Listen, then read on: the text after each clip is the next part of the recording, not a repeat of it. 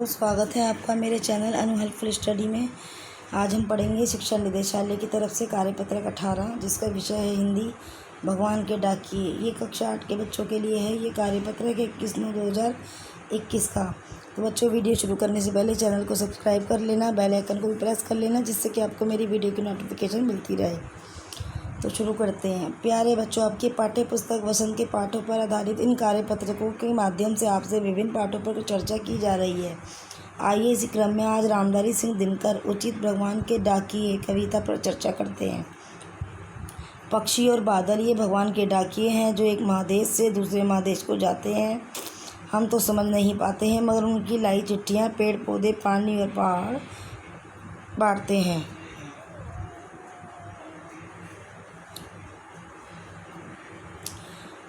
हम तो केवल यह आंकते हैं कि एक देश की धरती दूसरे देश को सुगंध भेजती है और वह सौरभ हवा में तैरते हुए पक्षियों की पंखों पर तैरता है और एक देश का भाव दूसरे देश में पानी बनकर गिरता है। तो इन पंक्तियों के माध्यम से कवि कहना चाहते हैं कि प्रकृति की कुछ चीज़ें जैसे कि पक्षी और बादल भगवान या प्रकृति के संदेशवाहक का काम करते हैं। पक्षियों के लिए कोई सीमा निर्धारित नहीं है, वे एक देश से दूसरे देश आ जा सकते हैं। उनकी बातों या संदेशों को हम तो समझ नहीं सकते किंतु प्रकृति के अन्य अवयव जैसे पेड़ पौधे, पानी और पहाड़ी समझ पाते हैं। इन संदेशवाहकों के बारे में हम सिर्फ इतना कह सकते हैं कि इनके माध्यम से एक जगह की खुशबू या आबो हवा दूसरी जगह तक पहुंच जाती है और हमें पता चलता है कि बादलों के रूप में एक देश या समुद्र से पानी भाप बनकर दूसरी जगह पानी के रूप में बरसता है।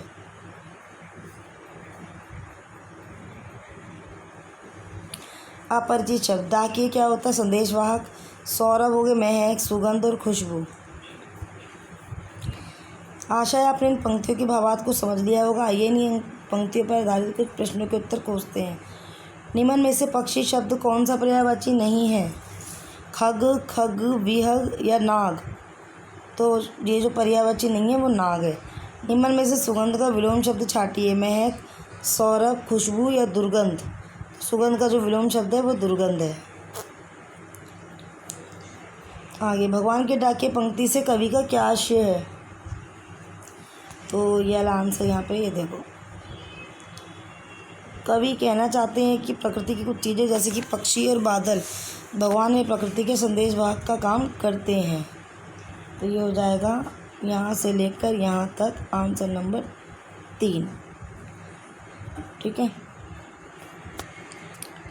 अब करते हैं प्रश्न 4। कौन कौन सी चीज़ों के लिए देश की सीमाएं बाधक नहीं होती? देखो, हमने भी यहाँ पे पढ़ा था, ये रहा पक्षी और बादल। तो यहाँ पे हम लिख देंगे पक्षी और बादल। ये हो जाएगा आंसर नंबर 4, यहाँ से लेके यहाँ तक। पक्षी और बादल के लिए देश की सीमा जो है वो बाधक नहीं होती। ठीक है, एक देश का भाप दूसरे देश में पानी बनकर गिरता है। पंक्ति का भाव लिखिए। इसका आंसर भी देखो यहीं से है।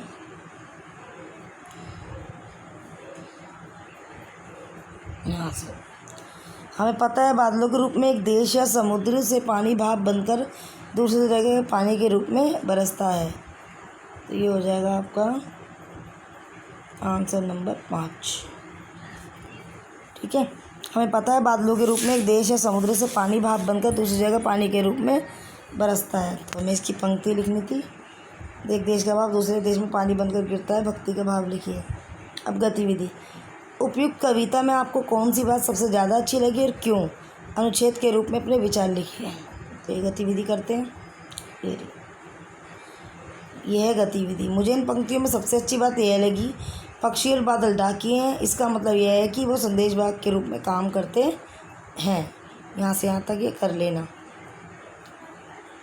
तो बच्चों, इसी के साथ हमारी वीडियो भी समाप्त हुई। थैंक यू बच्चों, मिलते हैं नेक्स्ट वीडियो।